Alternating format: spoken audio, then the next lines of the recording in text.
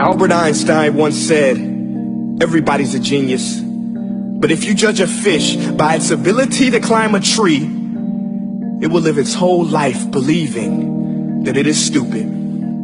Ladies and gentlemen of the jury, today on trial we have modern day schooling. Glad you could come. Not only does he make fish climb trees, but also makes them climb down and do a 10-mile run. Tell me, school, are you proud of the things you've done?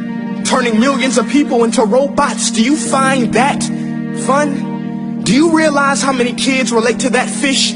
Swimming upstream in class, never finding their gifts, thinking they are stupid, believing they are useless? Well, the time has come, no more excuses. I call school to the stand and accuse him of killing creativity, individuality, and being intellectually abusive.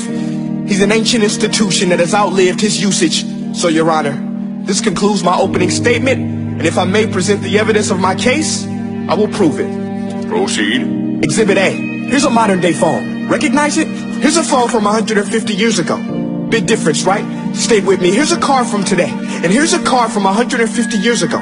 Big difference, right? Well, get this. Here's a classroom of today, and here's a class we used 150 years ago. Now, ain't that a shame? In literally more than a century, nothing has changed. Yet you claim to prepare students for the future? But with evidence like that, I must ask, do you prepare students for the future or the past? I did a background check on you and let the record show that you were made to train people to work in factories, which explains why you put students in straight rows, nice and neat, tell them sit still, raise your hand if you want to speak, give them a short break to eat, and for 8 hours a day, tell them what to think. Oh, and make them compete to get an A. A letter which determines product quality, hence grade A of meat. I get it. Back then, times were different. We all have a past. I myself am no Gandhi. But today, we don't need to make robot zombies. The world has progressed. And now we need people who think creatively, innovatively, critically, independently, with the ability to connect. See, every scientist will tell you that no two brains are the same. And every parent with 2 or more children will confirm that claim. So please explain why you treat students like cookie cutter frames or snapback hats, giving them this one-size-fits-all crap. Watch your language. Sorry, Your Honor, but if a doctor prescribed the exact same medicine to all of his patients, the results will be tragic. So many people will get sick, yet when it comes to school, this is exactly what happens, this educational malpractice, where one teacher stands in front of 20 kids, each one having different strengths, different needs, different gifts, different dreams, and you teach the same thing the same way? That's horrific. Ladies and gentlemen, the defendant should not be acquitted. This may be one of the worst criminal offenses ever to be committed. And let's mention the way you treat your employees. Objection. Overruled. I want to hear this. It's a shame. I mean, teachers have the most important job on the planet, yet they're underpaid? No wonder so many students are short-changed. Let's be honest. Teachers should earn just as much as doctors, because a doctor can do heart surgery and save the life of a kid. But a great teacher can reach the heart of that kid and allow him to truly live. See, teachers are heroes that often get blamed, but they're not the problem.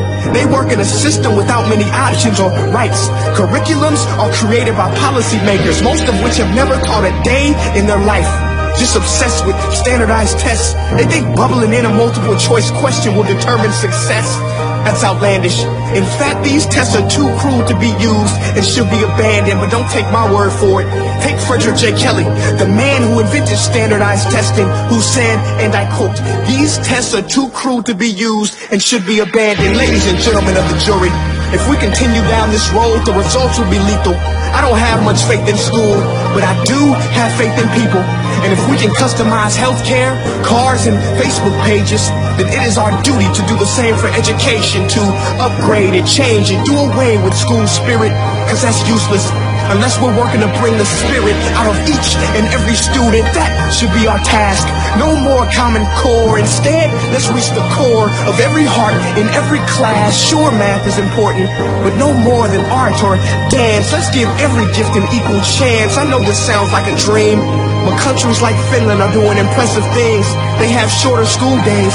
Teachers make a decent wage. Homework is non-existent, and they focus on collaboration instead of competition. But here's the kicker, boys and girls. Their educational system outperforms every other country in the world. Other places like Singapore are succeeding rapidly. Schools like Montessori, programs like Khan Academy, there is no single solution. But let's get moving, because while students may be 20% of our population, they are 100% of our future. So let's attend to their dreams, and there's no telling what we can achieve. This is a world in which I believe, a world where fish are no longer forced to climb trees. I'll rest my case.